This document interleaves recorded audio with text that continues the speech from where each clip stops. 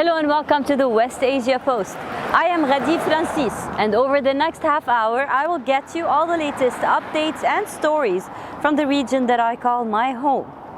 The US Secretary of State Antony Blinken was in West Asia.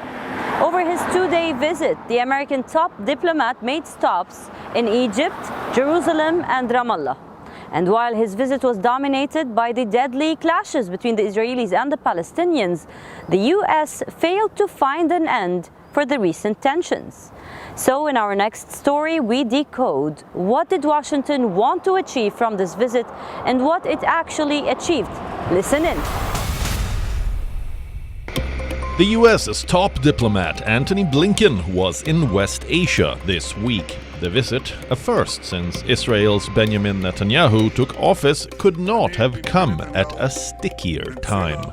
Even before Blinken left for his trip to the volatile region, tensions between Israel and Palestine were running high. Deadly violence had played out, several innocent lives were lost, and the blame game out in the open. Analysts did not hope for much from the Secretary of State's visit, and even what came out was just the expected. The victim is, or what they believe. On Tuesday earlier this week, Blinken, who was winding up his three-day visit to West Asia after stops in Egypt, Jerusalem and West Bank for talks with leaders, called for calm amid an alarming spike in violence in the region. However, beyond urging the escalation of tensions, he took no initiative to actually scale down the tension. In fact, there were no signs of Blinken making progress towards even the modest goal of halting the latest wave of violence, leave alone addressing the broader issues surrounding peace talks. In Jerusalem, Blinken called for restoring calm, reiterated support for a two-state solution, but did not renew a call for peace talks between Israel and Palestine. The last clear attempt to promote a two-state solution between the two parties was under former US President Barack Obama in 2014. So restoring calm is our immediate task. But over the longer term, we have to do more than just lower tensions. The United States is committed to working toward our enduring goal of ensuring that Palestinians and Israelis enjoy equal measures of freedom, security, opportunity, justice, and dignity. And it's President Biden's firm conviction that the only way to achieve that goal is through preserving and then realizing the vision of two states for two peoples. While Blinken discussed escalation with Benjamin Netanyahu, the Israeli leader chose to not mention Palestine. Netanyahu instead stressed that Iran is this government's top priority and the biggest security challenge the region faces at the moment. And I think there's a common consensus that this regime must not acquire nuclear weapons. We've had very good discussions on forging a common policy, on trying to work together to thwart the danger. I can repeat again something that you've heard me say many times. Our policy and my policy is to do everything within Israel's power to prevent Iran from acquiring nuclear weapons and the means to deliver them. While Israel chose to evade the topic, Palestine's Mahmoud Abbas put all blame on Israel. We affirm that the Israeli government is responsible for what's happening these days because of its practices that undermine the two-state solution and violate the signed agreements. The Palestinian Authority leader said he was committed to working with Washington and the international community to return to dialogue in what he called an effort to end the Israeli occupation of the land of state and Palestine, the one based on the 1967 borders, with East Jerusalem as the Palestinian state's capital. Blinken also announced an additional $50 million in funding for the UN Agency for Refugees. He asked State Department colleagues from Washington to stay behind to do more work, but he did not announce any major initiative. Blinken's visit to West Asia had been long planned, but arrived at a critical time. Last week, 10 Palestinians were killed in an Israeli operation in the Jenin refugee camp. It was the deadliest raid the region had seen in the last few decades, and the fatalities included innocent civilians. The next day, a Palestinian gunman killed 7 Israelis outside a synagogue in East Jerusalem, the worst such attack in recent memory. West Asia Bureau, WION The World is One. While Antony Blinken's visit was concluded in West Asia, our episode for tonight is just starting. We have a lot more lined up for you in this edition of the West Asia Post. But first, let's take a quick look at what's making the big headlines in the region. Iranian film director Jafar Panahi starts hunger strike in prison as protest against Tehran's refusal to release him on bail pending the retrial. Israel's Attorney General says Prime Minister Benjamin Netanyahu must stay out of his government's push to overhaul the country's judicial system. Says the Prime Minister faces a potential conflict of interest over corruption trial. Egypt arrests 5 content creators after they published a spoof video about a visit to an Egyptian jail. Iran blames Israel for last week's drone attack on a military facility near the city of Isfahan, vows revenge after the recent incident. It is election season in Turkey, and Recep Tayyip Erdogan is leaving no stone unturned to cement his power and guarantee his 3rd decade in the top office. While the living cost crisis is the top voters' concern, it looks like the Turkish president is tackling the foreign policy for sweeping the polls this time. In the next report, we bring you a story on how the Turkish president is milking Sweden's NATO bid for benefits back home. Listen in.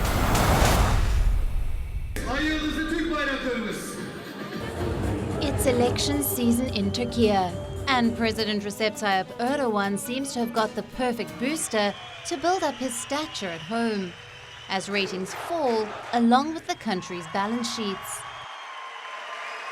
Turkiye will vote for its next president on the 14th of May. This means that campaigning and political posturings are inching towards their peak, as Erdogan tries to secure his 3rd decade in office. But in the last few weeks, it is not domestic concerns that have played a part in the country's politics. It is something entirely different. Sweden and Finland's application to the Western Military Alliance, that is NATO, has given Erdogan an opportunity to rally support and distract from the cost of living crisis weighing on voters' minds. In the last few weeks, rarely has a day gone by where the president or his senior aides have not commented on the tensions with Sweden. But what led to the row? And how did the situation get so intense? We start from last year, where Russia's invasion of Ukraine sent shockwaves across Europe, forcing historically neutral Sweden and Finland to apply for NATO membership. All alliance members gave their green light to the accession, except for Turkiye and Hungary. For Ankara, the accession meant more than the professed security concerns of the two countries. It was the perfect moment for Erdogan to crack down further on banned Kurdish groups. He demanded that Stockholm extradite those it claims are Kurdish terrorists, along with those who were involved in the failed coup of 2016. Turkiye has for a long time believed that some elements hostile to the country have found refuge in Sweden, and the latest controversial protests have only worsened matters. Ankara has not let its fury remain hidden. Day after day, Erdogan himself has made angry remarks, slamming the protests in the Swedish capital. It is very obvious those who allow such blasphemy in front of our embassy can no longer expect our support for their NATO membership. If there is a need, we can give a different message about Finland. And when we give this different message regarding Finland, Sweden will be shocked. farklı mesajı verdiğimiz zaman İsveç benim mukaddes kitabım Sweden, do not bother to try at this point. We will not say yes to your NATO application. yırtılmasına ve senin koruma görevlilerinle birlikte Erdogan's statements have been noticed by Sweden and Finland as well. While both Nordic nations have condemned the protests and the incidents that took place, Finland acknowledged that Turkiye's reaction to their membership bids and security concerns has had domestic political dimensions. What about NATO membership? Well, I would combine a statement of my own and from our foreign ministers by saying that keep your watch on the ball, but don't be a ball yourself. So we have to take it calmly, and undoubtedly it seems to be the case that we have to wait the elections in Turkey to take place. The Turkish opposition, meanwhile, is still trying to get its act together. They have not yet named a candidate who will face Erdogan come May. And on top of that, two top opposition leaders have been sanctioned by courts for allegedly insulting poll officials and Erdogan. While their candidate might not be clear, the opposition agenda is to make sure Erdogan does not centralize more power. Kontrolsüz güç, güç değildir, felakettir. Uncontrolled power isn't power, it's a disaster. Our nation has seen this by living under the arbitrary, non-compliant administration system called the presidential government system. This administration has now become a matter of survival for our nation. Kural tanımaz bu ucube sistem yerine The upcoming polls are seemingly the biggest challenge to Erdogan's presidency. And on top of it, the economy is in deep trouble. In the last few weeks, the president has sought to ease Turkiye's economic woes by delivering a large hike to the minimum wage. He has also reduced the age limit for retirement, which benefits millions, among other fiscal stimulus measures. This is not all. Erdogan will also need the support of his nationalist and conservative allies if he is to guarantee victory. And there is no better way than the NATO dispute to portray himself as standing up to international pressure. West Asia Bureau, WION The World is One. olumlu değildir, bunu da böyle bilin. And now to Turkey's presence in Iraq. For the last 2 years, Turkey has increased its military presence in Iraq. It is a part of its decades-long offensive against those who it terms as Kurdish terrorists, who are sheltered in the rugged and the remote regions. Now, this has been going on for years and it has attracted little or no global attention. But recently, further escalations are igniting fears of further escalating instability in an already charged part of the world. Let's take a look.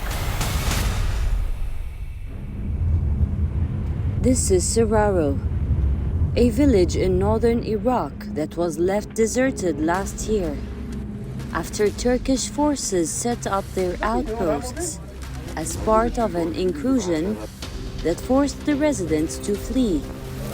These outposts are not alone. They are part of dozens other similar structures that have propped up in the last 2 years as Turkey furthers its decades-long offensive on Kurdish militants. When Turkey first came to the area, they set up small portable tents. But in the spring, they set up outposts with bricks and cement. They became real houses. They built streets and laid electricity lines.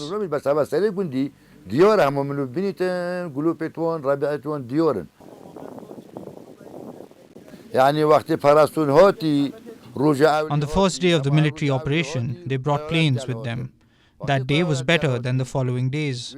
On the second day, they came with planes and struck with rockets inside the village as well. Villagers were very scared. We stayed like this for 2 days. We endured the third day. On the fourth day, we left the village. These were the words of Sararo's mayor when he last visited his village in December, where shell casings and shrapnel littered the ground. Ankara's advances are gradually increasing at the border of Iraqi Kurdistan.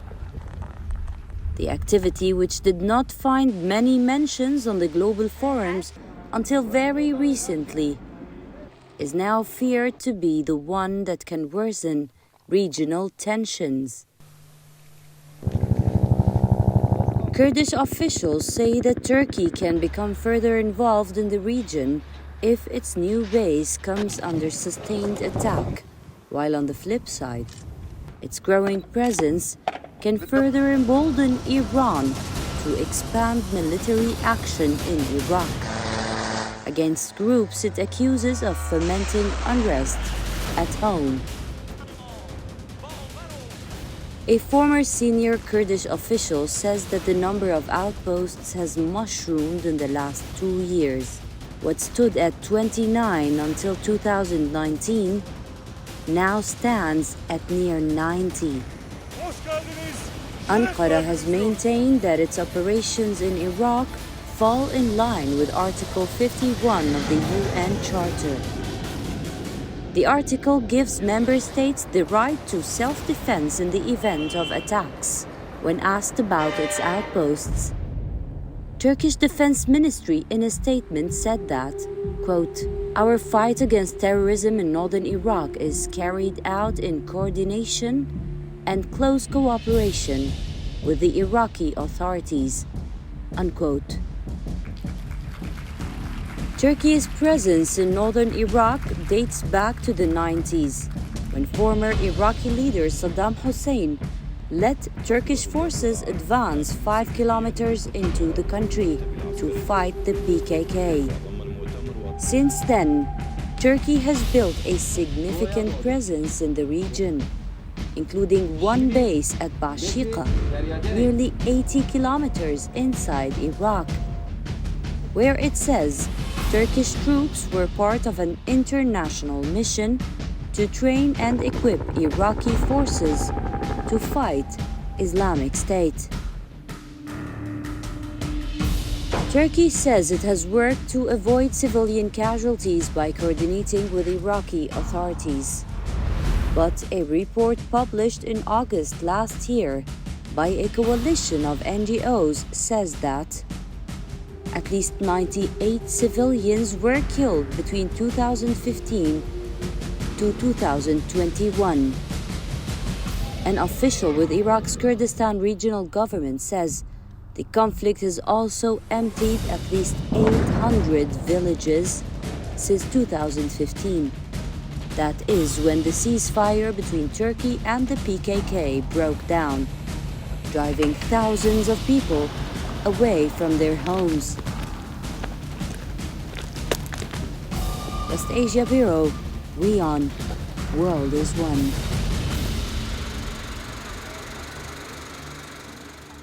The United Arab Emirates, one of the world's biggest oil exporters, the UAE is hosting global climate talks. And for this, the Emiratis are pushing for clean green energy with their latest and one of the biggest solar plants. Let's take a look. This is the Al Dhafra project, among the biggest solar plants in the world, and the UAE's flagship project as it readies to host the annual UN climate talks this year.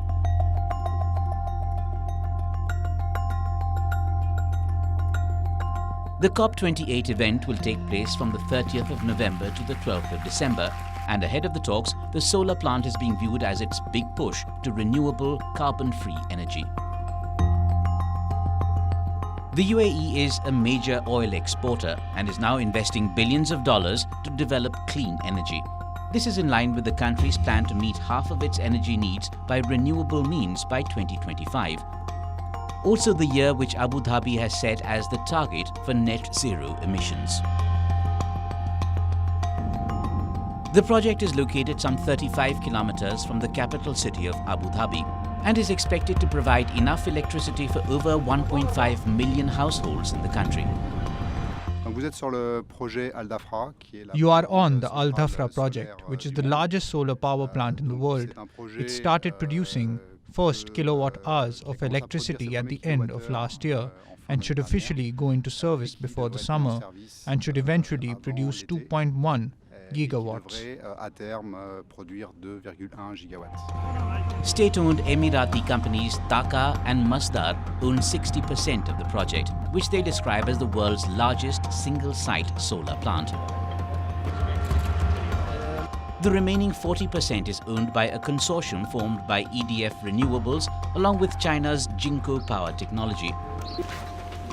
France's finance minister visited the project site earlier this week, where he welcomed the extremely close cooperation between the two countries in the field of renewable energy. Here in the UAE, we have extremely close cooperation. We want to put this cooperation at the service of the country that has embarked on the path of decarbonization. And what is very interesting is to say that countries that are fossil fuel countries, the Gulf countries, are committing to the decarbonization of their economy. I think it is in the interest of the planet to support them in this desire to decarbonize their economy. The French minister, who also made stops in Saudi Arabia and Qatar on his West Asia tour, expressed his full support to oil-producing Gulf nations that are on their path to decarbonization. While France is in full support of Abu Dhabi's climate ambitions, environmentalists around the world are questioning whether one of the world's biggest oil producers should lead the fight against global warming. West Asia Bureau, WION World is One. West Asia is beautiful. It is not defined by war. It is a melting pot of civilization. In our next segment we call Curiosities, we highlight oddities from the region, bringing you some of the history and the cultural angle. Take a look.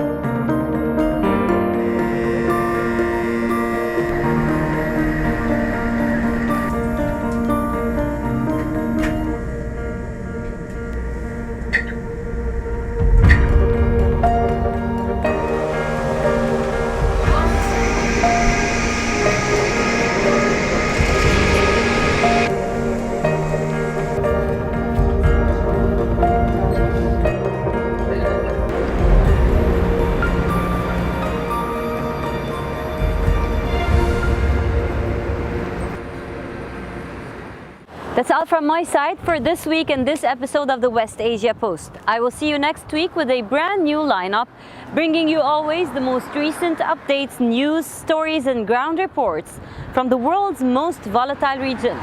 Until then, stay safe. I am Ghadi coming to you from Lebanon, and you're watching WION World is One.